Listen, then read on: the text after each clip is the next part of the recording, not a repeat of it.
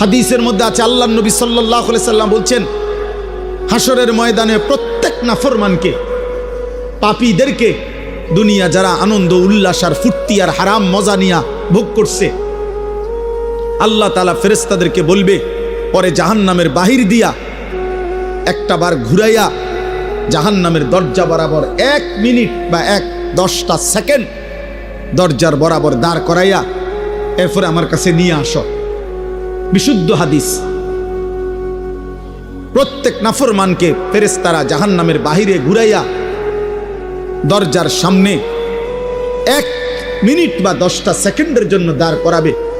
জাহান্নামের একটা আগুনের বাতাস তার বুকটা বরাবর একটা ধাক্কা দিবে বাতাস।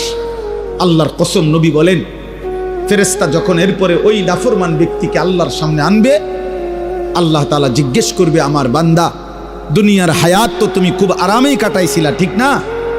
তো সেই নাফরমান পাপী অথচ দুনিয়ায় যে ভোগ বিলাস করছে, সে আল্লাহকে বলবে, রব, জীবনে সুখ কি জিনিস আমি তা কোনোদিন দেখিনি। জাহান্নামে এখনো ঢোকে নাই, জাহান্নামের প্রথম বাতাসের ধাক্কা, প্রিয় ভাই, প্রিয় বন্ধু, দুনিয়া ভুলাই দিবে।